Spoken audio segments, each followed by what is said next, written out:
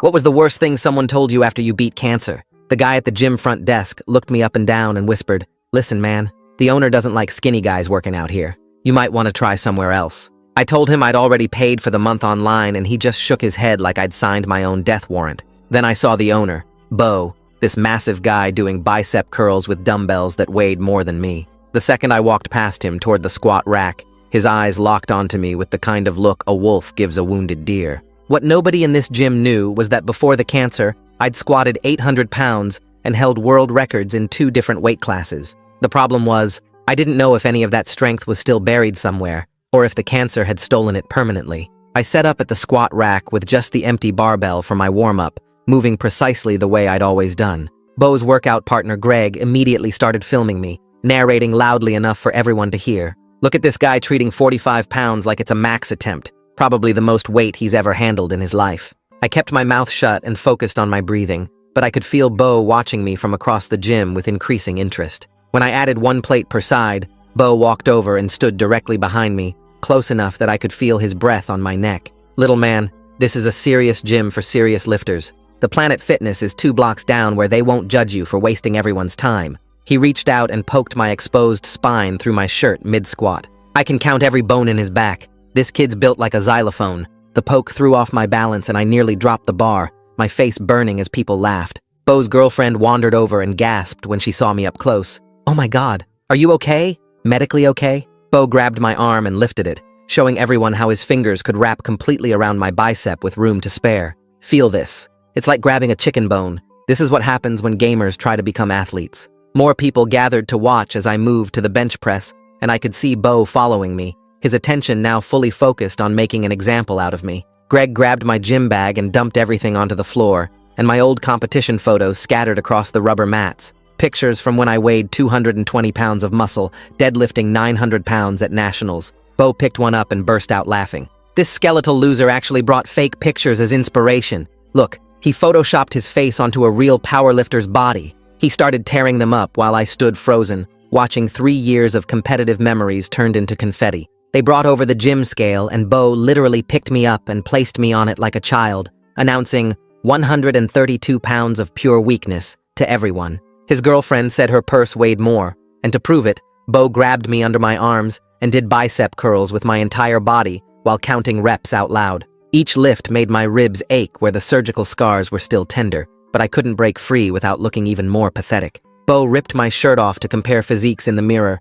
exposing my surgical scars and protruding ribs to everyone as he flexed next to my skeletal frame. "This is what happens when you skip every day." He probably tells girls he's into fitness. Like anyone would believe this concentration camp survivor could lift anything heavier than his iPhone. The whole gym was watching now, phones out, and I could see Bo feeding off the attention, getting more aggressive with each passing minute. Greg called the manager over, claiming I was making other members uncomfortable and suggesting I needed medical clearance. Bo added that I was a safety hazard who might collapse. Plus, it's bad for business. New members see this walking skeleton and think our supplements don't work. The manager looked uncomfortable but didn't tell them to stop, and I realized nobody was going to help me. I was loading plates onto the bar when Bo suddenly grabbed my wrist, squeezing hard enough that I felt bones grinding together. "You know what? I think it's time for you to leave." His voice had dropped to something quiet and dangerous, and the playful mockery from before was completely gone. He started dragging me toward the exit while Greg blocked my other side, and I could feel every eye in the gym watching to see what would happen next. "We don't need your kind here, making everyone uncomfortable with your disease-ridden body." That's when something inside me finally snapped. I twisted my wrist using a technique from my old training days and broke his grip, then shoved him backward hard enough that he stumbled. The shock on his face lasted maybe half a second before it transformed into pure rage, and I watched him charge at me with his full 260 pounds of muscle behind him. In that split second, I had to decide if the strength I'd spent 6 months rebuilding in my garage was real, or if I was about to get destroyed in front of everyone. Listen to 90 Seconds and rate me 5 stars on Spotify, doing a giveaway for people who did this and show proof on my Instagram. There will be 4 winners, and you get to choose between a Spotify or Amazon gift card. My body moved on instinct, using a wrist twist I'd drilled thousands of times in high school wrestling. I broke free from his grip and shoved both palms hard into his chest. Bo stumbled backward 3 steps, his face going from shocked to absolutely furious in the time it took him to catch his balance. He came at me fast, all 260 pounds charging like he was going to tackle me through the wall. I sidestepped at the last possible second, my feet remembering footwork patterns my brain had forgotten, and Bo crashed straight into the squat rack. The metallic clang echoed through the entire gym. Weights rattled on their pegs, and the whole rack shifted 6 inches across the rubber floor. Everyone stopped what they were doing and stared. Bo grabbed his shoulder where it had hit the metal upright and spun around looking for me. The gym manager came running over yelling something I couldn't hear over the blood rushing in my ears. 2 staff members in matching black shirts appeared from somewhere. Greg had his phone out filming everything. Someone near the front desk shouted that they were calling 911. I grabbed my torn shirt off the floor where Bo had thrown it. The shredded pieces of my competition photos were scattered everywhere. I scooped up what I could, my hands shaking so bad that I dropped half of them twice. My gym bag was still dumped out near the bench press. I stuffed everything back in as fast as I could while the manager tried to get between me and Bo. I walked straight toward the front door. Nobody tried to stop me. The guy at the front desk who'd warned me earlier just stared as I pushed through the glass doors into the parking lot. The afternoon sun hit my face, and I realized I was only wearing my tank top because Bo had ripped my outer shirt completely off. I made it to my car and got the door open, but my hands were shaking too much to get the key in the ignition. I sat there gripping the steering wheel, trying to make my fingers stop trembling. My ribs ached on the left side where Bo had grabbed me during those bicep curls. I looked down and saw dark purple marks already forming on my wrist, where he'd squeezed it. When I lifted my tank top, more bruises were spreading across my ribs right over the surgical scars. I pulled out my phone and opened the camera. My hands steadied enough to take clear photos of my wrist from 3 different angles, making sure the timestamp showed in the corner. Then I took photos of the bruising on my ribs and the torn shirt on the passenger seat. I sat there for another minute trying to decide if I could drive. My vision kept going blurry, and I couldn't tell if I was about to cry or pass out. I pulled up my texts and found Derek's name. "Can you come get me? Something happened at the gym. I'm in the parking lot." I sent it before I could overthink the wording. He texted back in less than 30 seconds asking if I was hurt. I sent him the address and one of the wrist photos. He responded that he was leaving right now. Derek's truck pulled into the parking lot 18 minutes later. I'd been watching the gym entrance the whole time, half expecting Bo to come out looking for me. Derek parked next to my car and got out fast. He took one look at my face through the window, and his expression changed to something I'd never seen before.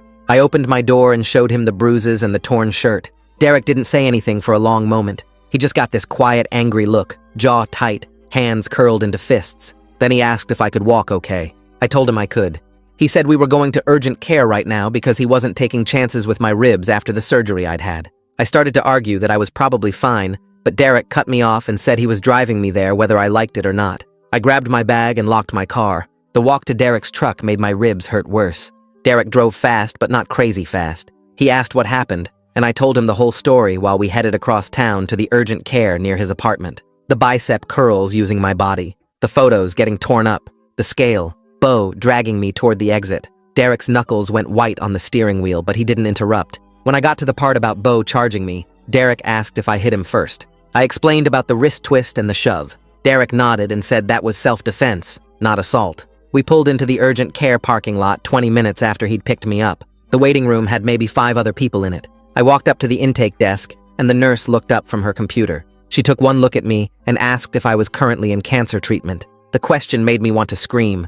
I told her no, I finished treatment. I just needed someone to check my ribs. She handed me a clipboard with forms and told me to fill everything out, including my cancer history. I sat down in the plastic chairs and started writing. Derek sat next to me and asked if I wanted coffee or water from the vending machine. I said water. The nurse called me back after about 15 minutes. She took my blood pressure and temperature and weight. 134 pounds. I'd gained 2 pounds since the gym scale. She wrote everything down and asked what brought me in today. I showed her the bruises and explained that someone had grabbed me and I was worried about my ribs because I'd had surgery there a few months ago. She asked if this was domestic violence. I said no, it happened at a gym. She made a note in my chart and said the doctor would be in soon. The exam room was cold and smelled like antiseptic. I sat on the paper-covered table and waited. Derek stood near the door looking at his phone. The doctor came in maybe 10 minutes later. She was older, probably in her 50s, with gray hair pulled back. She introduced herself as Dr. Martinez and asked me to explain what happened.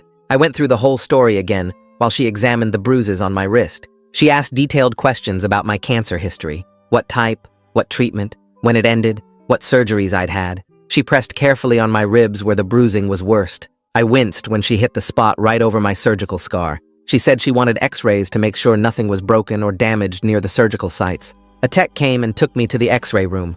I had to hold different positions while the machine clicked and hummed. Back in the exam room, Dr. Martinez said the images would be ready in about 20 minutes. Dr. Martinez came back with the x-ray results on a tablet. She showed me the images and pointed out that nothing was broken or fractured. That was the good news. The bad news was that my bones were still rebuilding density after chemo, and I needed to be really careful about impacts and falls. She asked if I'd been hit in the head at all. I said no. She checked my pupils anyway with a light. Then she wrote down strict instructions on a piece of paper. Follow up with my oncologist within 48 hours. Ice the bruises for 20 minutes at a time. Take ibuprofen for pain, but not more than 600 milligrams at once. Watch for increased pain, swelling, difficulty breathing, or dizziness. Come back immediately if any of those happened. She asked if I felt safe going home. I said yes. She asked if I wanted to file a police report about the assault. I hadn't thought about that. She said the urgent care was required to document injuries that resulted from assault, and she'd be noting everything in my chart.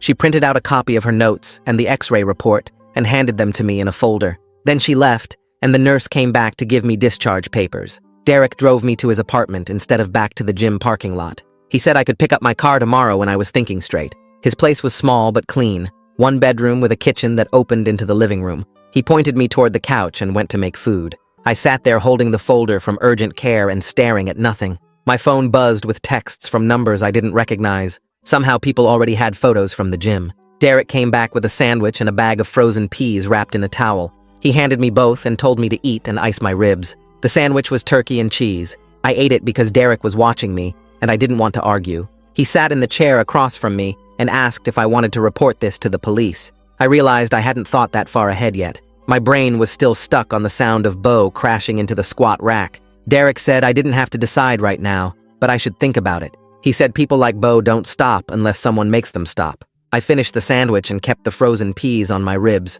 Derek turned on the TV to some cooking show neither of us watched. I sat there trying to figure out what happened to my life in the space of 2 hours. I tried to sleep that night, but every time I closed my eyes, I saw Bo's face or heard people laughing at me in the gym. Derek gave me a pillow and blanket and told me to wake him if I needed anything. I laid on the couch, staring at the ceiling and counting the cracks in the paint. Around midnight, I got up to use the bathroom and saw Derek had left a glass of water and some crackers on the coffee table for me. I ate the crackers even though I wasn't hungry because it gave me something to do besides think. My wrist hurt worse when I wasn't moving it, and the bruises on my ribs made it hard to find a comfortable position. I checked my phone and saw 3 missed calls from numbers I didn't recognize and a bunch of texts asking if I was the guy from the gym video. I turned my phone face down and tried to sleep again. At 3 a.m., I was still awake, so I pulled up my oncologist's contact info and sent a message through the patient portal requesting an urgent appointment. I explained that I'd been in an incident at a gym and needed to discuss my medical clearance for exercise. The message went through with a little check mark, and I finally fell asleep around 4 a.m. Derek's phone alarm woke me up at 7, and I heard him moving around in the kitchen making coffee. My phone buzzed with a notification from Dr. On's office saying they'd received my message and someone would call me when they opened at 8.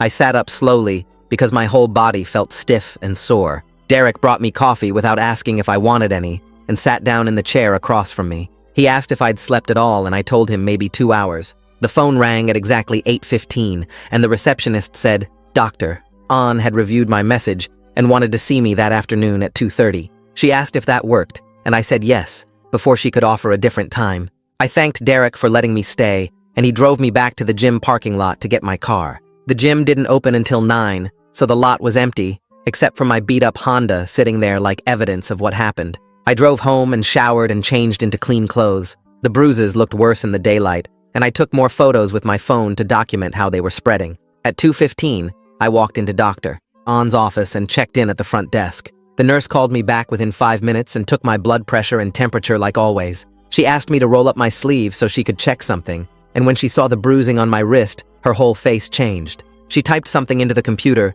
and put a little flag icon next to my name in the chart. She told me Dr. On would be right in and left the room quickly. Dr. On came in 10 minutes later with a tablet showing my chart and the urgent care records they'd sent over. He sat down on the rolling stool and asked me to show him the injuries. I rolled up my sleeve and lifted my shirt to show the bruising on my ribs. He put on gloves and touched the bruises gently, asking if it hurt when he pressed certain spots. I told him it was sore but not terrible. He pulled up the x-ray images on his tablet and showed me that nothing was broken or cracked. He said that was good news, but he was worried about the stress this was putting on my recovery. He asked what happened, and I explained the whole thing from walking into the gym to Bo grabbing my wrist to me shoving him away. Dr. An listened without interrupting, and when I finished, he asked if I had medical clearance paperwork from him to work out. I said no because I didn't think I needed it. He nodded and said that was something they should have discussed earlier, but with everything else going on during my recovery, it had slipped through the cracks. He opened a document on his computer and started typing.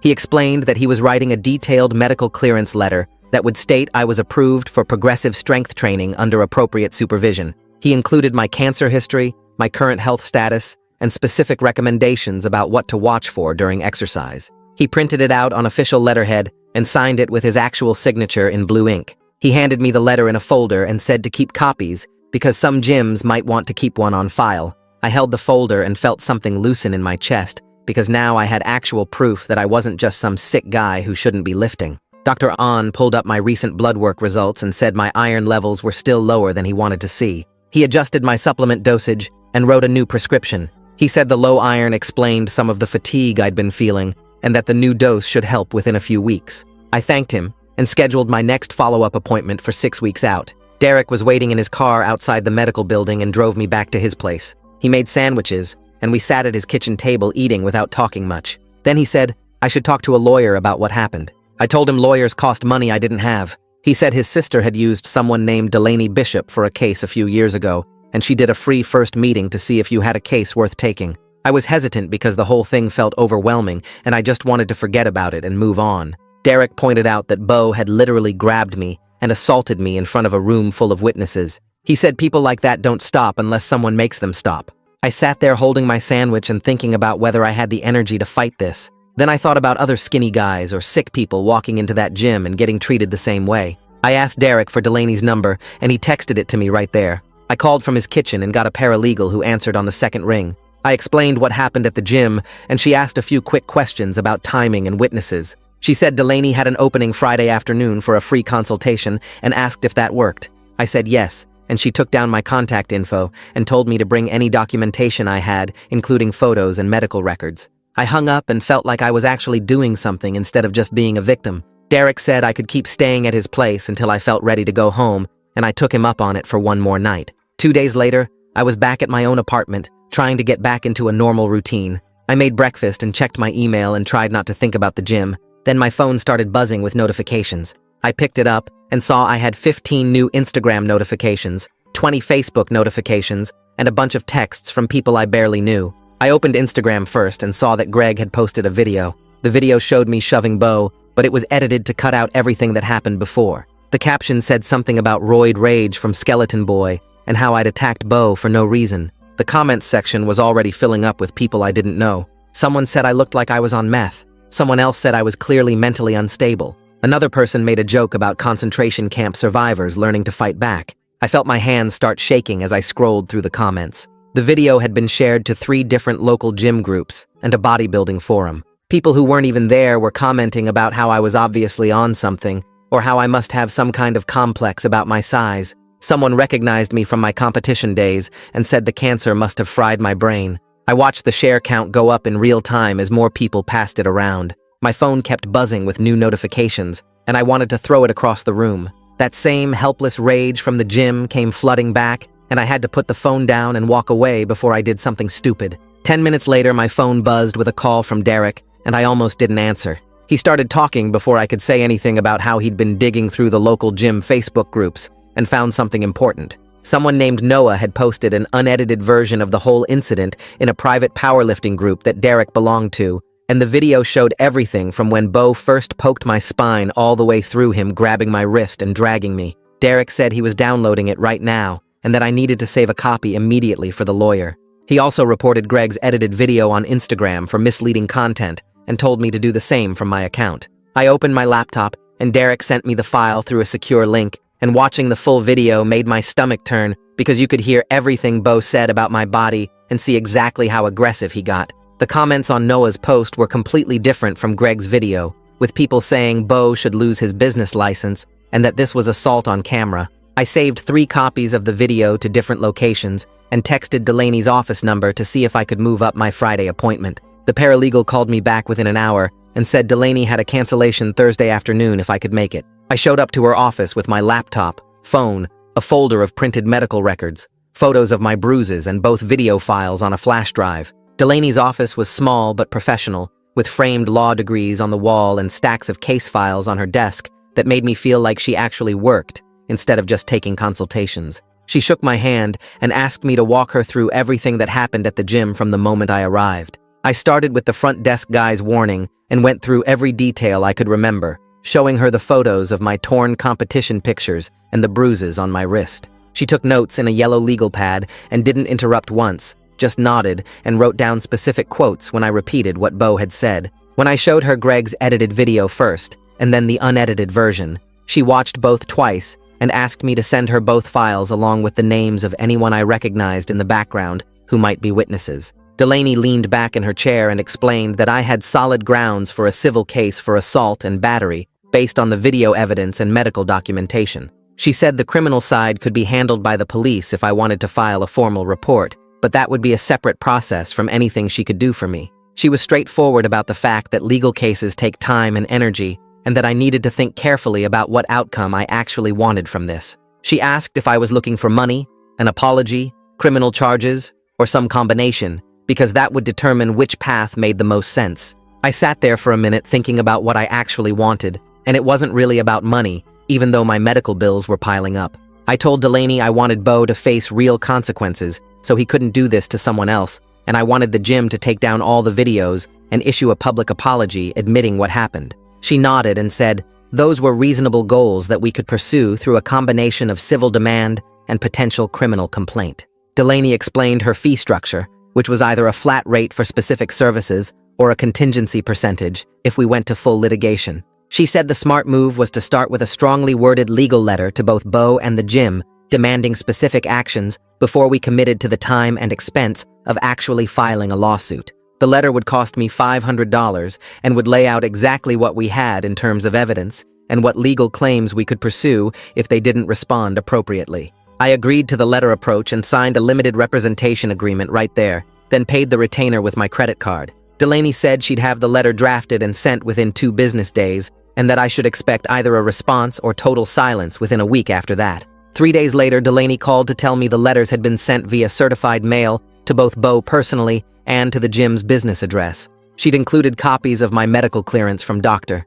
On, the unedited video file and photos of my bruises, along with a detailed timeline of events. The letter demanded that they preserve all security camera footage and any other recordings of the incident, remove all social media posts about me, issue a written apology, and refund my membership fee. It also made clear that we had documentation of everything and were prepared to pursue both civil damages and criminal charges if they didn't respond appropriately. Delaney said the certified mail tracking showed both letters were delivered and signed for, so now we waited to see how they'd react. The gym manager responded within 3 days, but not in the way I'd hoped. His lawyer sent a formal letter on law firm letterhead, citing the liability waiver I'd signed when I joined and claiming that I'd been disrupting other members with unsafe lifting practices. They denied that any assault occurred and characterized the incident as Bo trying to escort a disruptive member off the premises for safety reasons. The letter said my membership was terminated for violation of gym policies and that they would not be issuing any refund or apology. They also threatened to countersue for defamation if I continued making false claims about their business or staff. I read the whole thing twice and felt my blood pressure spike because they were acting like I was the problem. I met with Delaney again the following Tuesday, and she read through the gym's response with a neutral expression that told me she'd seen this kind of thing before. She laid out 2 paths forward. We could file in small claims court for the membership refund plus damages for the assault, which would be faster and cheaper but limited in what we could recover. Or I could file a formal assault complaint with the police that could lead to criminal charges and give us more leverage in the civil case. Delaney recommended doing both to apply maximum pressure, explaining that the criminal complaint would make the gym's insurance company nervous and might force them to settle rather than risk a trial. She said the police report needed to happen soon because some jurisdictions have time limits on when you can report an assault, and that I should bring all my documentation when I filed. My follow-up appointment with Dr. On was scheduled for that Thursday, and I showed up with my updated medication list and a printout of my recent symptoms. He ran the standard blood panel and checked my surgical sites, then sat down with the results and said my numbers were improving with the adjusted iron supplements. My red blood cell count was up, and my protein levels were better, which meant my body was actually rebuilding muscle tissue. But then he asked about my stress levels and sleep patterns, and I had to admit that I'd been sleeping maybe 4 hours a night and stress eating junk food because cooking felt like too much effort. Dr. An got this concerned look and asked if everything was okay beyond the physical recovery, so I ended up telling him about the gym incident and the legal process. He listened without judgment and then said that chronic stress could slow down my recovery and that I needed to find better ways to manage everything I was dealing with. Dr. An pulled out a referral pad and wrote down a name, Hope Hart, a physical therapist who specialized in working with cancer survivors who were rebuilding strength. He said Hope had worked with several of his patients and understood the specific challenges of training after treatment, including the psychological aspects of dealing with a changed body. Dr. An thought having a structured training plan with professional guidance would help both physically and mentally, giving me concrete goals to focus on instead of just stressing about the legal case. He called Hope's office right there and got me an initial assessment appointment for the following week, then made me promise I'd actually go instead of canceling because I was too busy or anxious. That night, I was lying on my couch trying to watch something mindless on Netflix when my phone buzzed with a DM notification. I opened Instagram and saw a message from an account I didn't recognize, but the profile picture was clearly Bo. The message said that if I didn't drop this legal nonsense immediately, he'd countersue me for defamation and assault, and that he had his own lawyers who were ready to destroy me in court. He wrote that I was trying to ruin his business with lies, and that he'd make sure everyone in the local fitness community knew what kind of person I really was. The message ended with a threat that he had connections and resources I couldn't imagine, and that I was making a huge mistake by coming after him. I took screenshots of the entire conversation, including his profile and the timestamp, then immediately forwarded everything to Delaney with a message asking what I should do. Delaney responded within minutes telling me this was perfect evidence of harassment and threats. She said to save everything, block him on all platforms, and not to respond no matter what he sent next. I took screenshots of the entire message thread, including his profile and the timestamp showing it came after our mediation discussions started, then blocked his account and Instagram and Facebook and anywhere else I could think of. Derek called me that night and asked how I was holding up, and when I told him about the threatening message, he got quiet for a second before offering to let me use his garage gym. He said he had a full squat rack, bench press, and enough plates to work with, plus no cameras and no crowd watching every rep.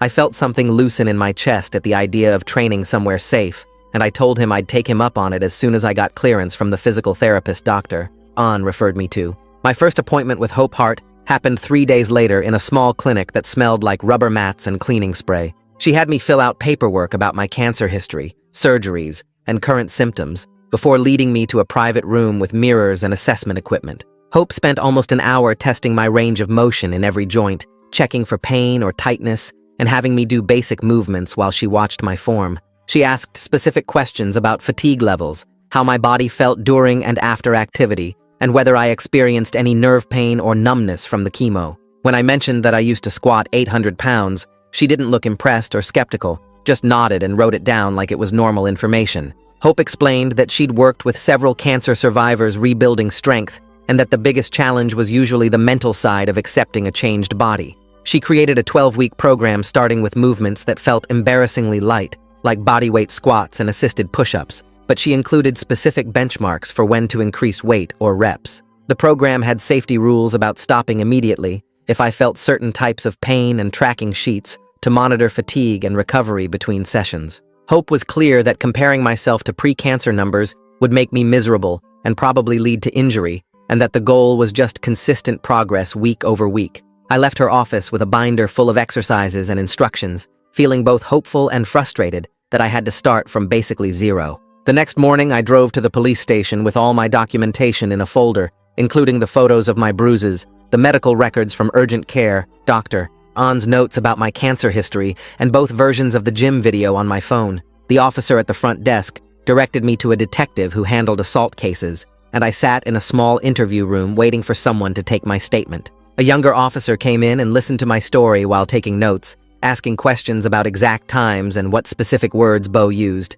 He was professional and didn't seem judgmental about my appearance or medical history, which was a relief after everything at the gym. When I showed him both video versions, the edited one Greg posted and the full unedited footage, he nodded and said this kind of evidence made cases much stronger. The officer explained that a detective named Williams handled assault cases for the department and would follow up with me within a week to determine next steps. I signed the formal report and left, feeling like I'd actually done something concrete instead of just being a victim. 4 days later, Detective Williams called my cell and asked me to come in for a more detailed interview. His voice was calm and businesslike, and he mentioned he'd handled several assault cases at gyms and fitness centers before, so he understood the dynamics. I scheduled the interview for the next afternoon and spent the time until then reviewing everything that happened so I could answer questions clearly. Detective Williams turned out to be an older guy with gray hair and a no-nonsense attitude that made me feel like he actually cared about getting the facts right. He had me walk through the entire incident from the moment I entered the gym,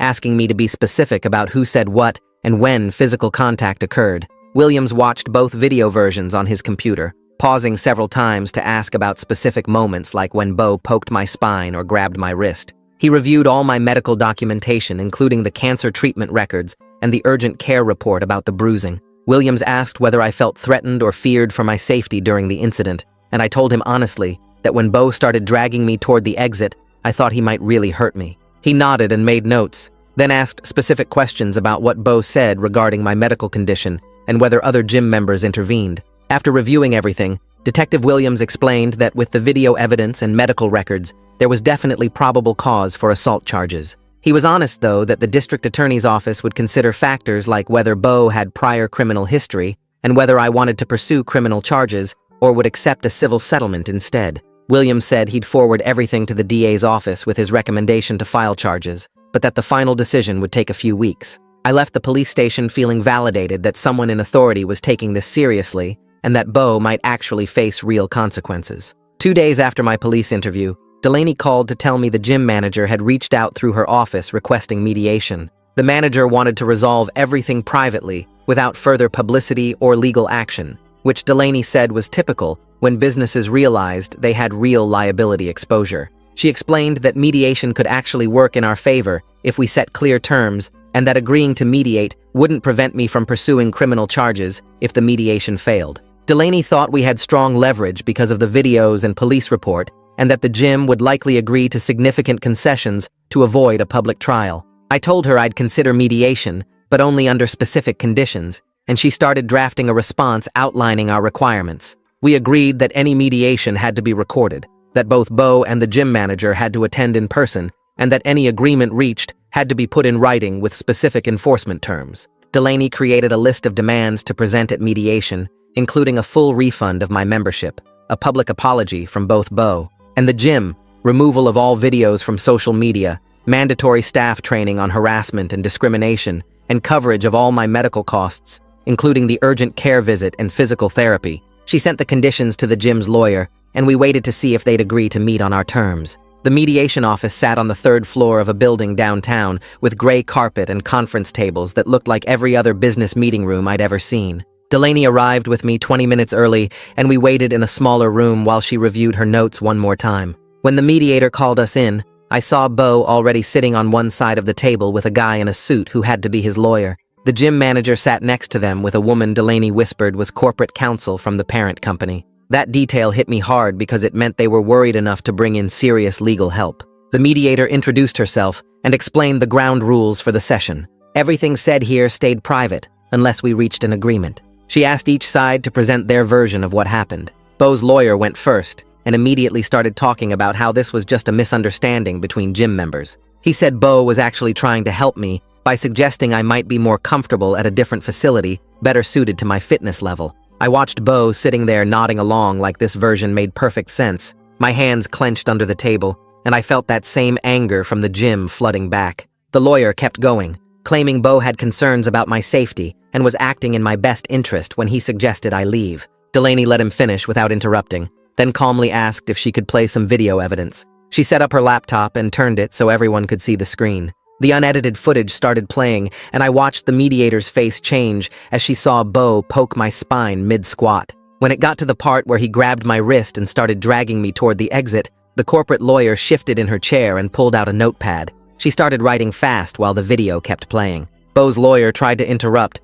but the mediator held up her hand and let the whole thing play through. When it finished, the room stayed quiet for a few seconds. Delaney pulled out the medical clearance letter from Dr. On and slid it across the table. I explained my competition history before cancer, keeping my voice steady even though my heart was pounding. When I mentioned the 800-pound squat and the world records I used to hold, Bo's lawyer actually looked surprised. He glanced at Bo, who suddenly found the table really interesting and wouldn't make eye contact with anyone. The gym manager jumped in, trying to defend their policies by saying they maintain high standards for serious lifters. Delaney responded that discriminating against someone based on their medical history violated several state and federal laws. She listed them by number, and the corporate lawyer's pen moved even faster across her notepad. The manager started to argue back, but the corporate lawyer actually interrupted her own client and suggested they take a break to discuss some things privately. The mediator agreed and called a 20-minute recess. Delaney and I went back to the smaller waiting room, and she told me the video had landed exactly how she hoped.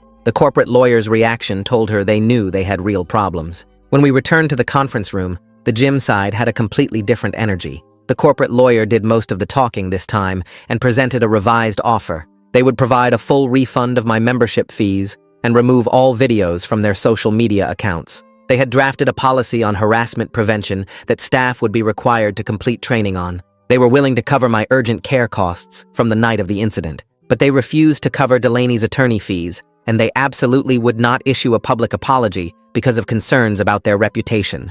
I felt frustration building because I wanted them to admit publicly what happened. Delaney asked for a few minutes to confer with me privately. We stepped into the hallway, and she explained that getting the policy changes and cost coverage was actually a bigger win than a forced apology would be. A public apology they were pressured into wouldn't mean anything anyway. She reminded me that we could still pursue criminal charges through Detective Williams if I wanted real accountability beyond this civil agreement. I thought about it for a minute and realized she was probably right. We went back in and told them we'd agree to their terms with one addition. The gym had to send me a written acknowledgement that the incident violated their own policies. It wasn't a public apology, but it was something in writing that admitted fault. The corporate lawyer agreed to that modification, and the mediator started drafting the settlement agreement. We all signed it an hour later after Delaney reviewed every word.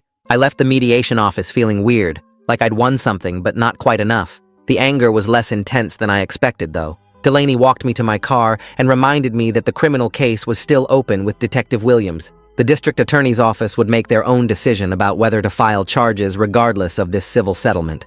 That helped a little, knowing Bo might still face real consequences beyond just writing a check. I drove home and tried to focus on what came next, instead of replaying the mediation in my head. 2 weeks passed with me checking my email constantly for updates from Detective Williams. Nothing came, but I had other things to focus on. Derek had been letting me use his garage gym setup 3 times a week, and I was following the program Hope created. The weights were embarrassingly light, but I was moving without pain for the first time since treatment ended. On a Tuesday morning, I set up for bodyweight squats in Derek's garage with my phone propped up to record my form. Hope wanted video of every session, so she could check that I wasn't compensating with bad movement patterns. I completed the first set of 10 reps and felt nothing except normal muscle fatigue. No pain in my ribs, no weird pulling in my surgical sites, just the basic burn of muscles working. I did 2 more sets and sent the video to Hope right away. She responded within an hour saying my form looked solid and that I was cleared to add light weight next session. That small win felt bigger than anything that happened in the mediation.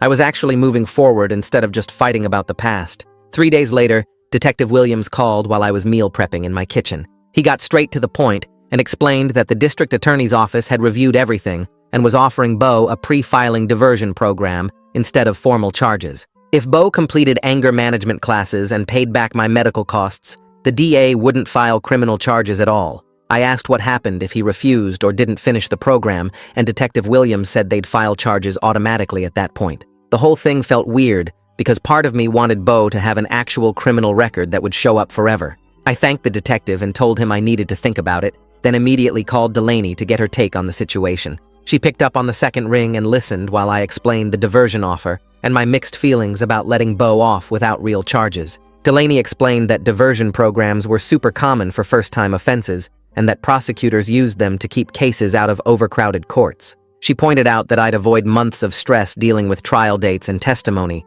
plus Bo would still have to complete actual requirements and pay actual money. The restitution would cover all my urgent care costs and some of the attorney fees, which wasn't nothing. I asked if accepting the diversion meant giving up on real justice, and Delaney was honest that it wasn't perfect, but it was realistic.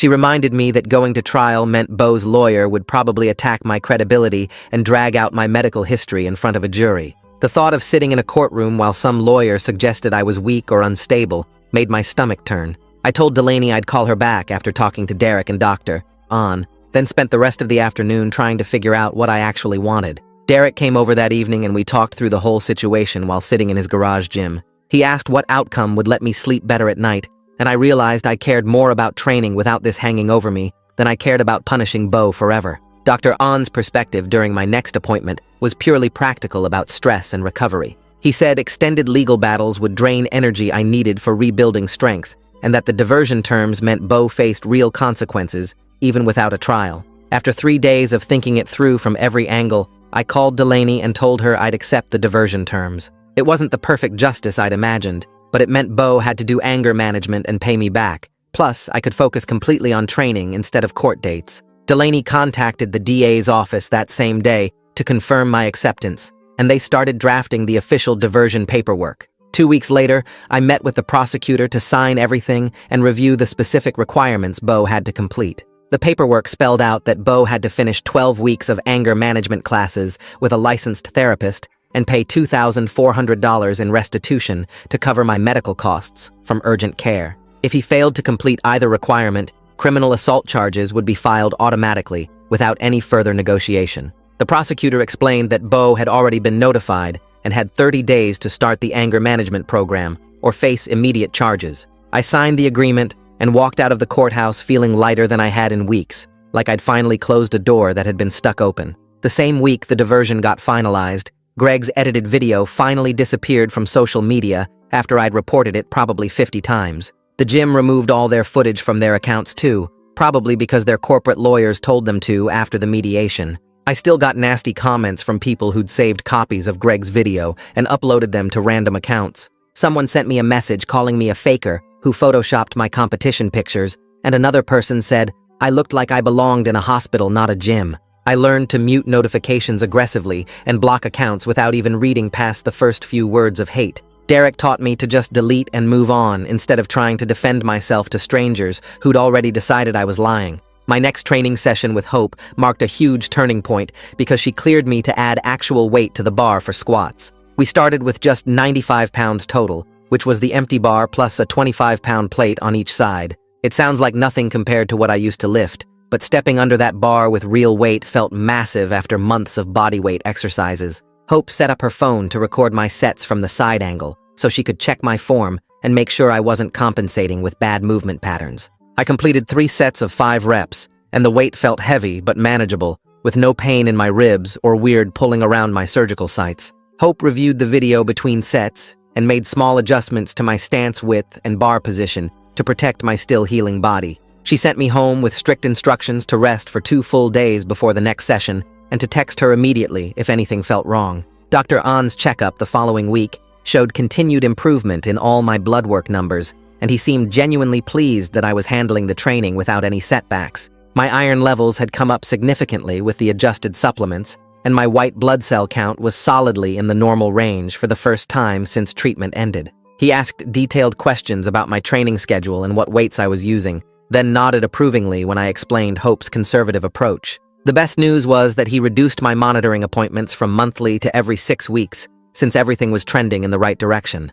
I left his office feeling like my body was actually cooperating with the recovery process instead of fighting against it. Derek introduced me to a meet director the next weekend at a local coffee shop near his place. The director ran small powerlifting competitions specifically designed to welcome adaptive athletes and people coming back from injuries or medical issues. He explained that his meets had a completely different vibe from the big national competitions, with way more focus on personal progress than comparing totals. The director looked at my training log that Hope had been keeping and said I should seriously consider competing in about 3 months with whatever numbers I could hit safely. He emphasized that the meet was judgment-free and that plenty of people competed with totals that would seem small to outsiders, but represented huge personal victories. I thanked him for the information and told him I'd think about it, but the idea of competing again made my chest feel tight with nervousness. Hope brought up the competition idea during our next training session and said having a concrete goal would help structure my programming better. She thought 3 months gave us enough time to build up to respectable numbers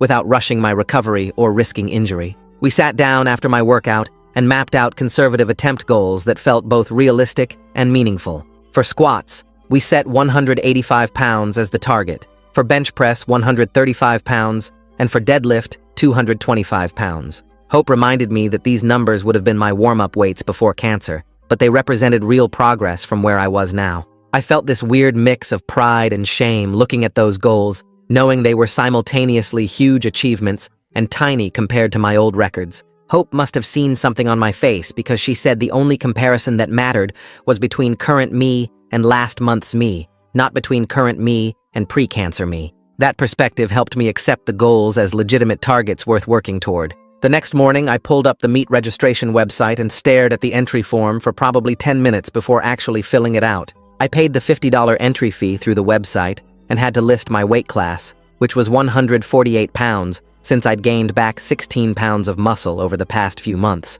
The registration confirmation email felt official and real in a way that made this whole comeback feel less like a fantasy and more like something actually happening. I screenshot the confirmation and sent it to Hope, Derek, and Dr. On, with a message saying I'd committed to the meet. It wasn't about the total anymore or trying to reclaim my old records or proving anything to Bo or Greg or anyone else. It was about showing up on that platform and completing 3 lifts as a competitor, proving to myself that I was still a lifter, even if I was a different version than before.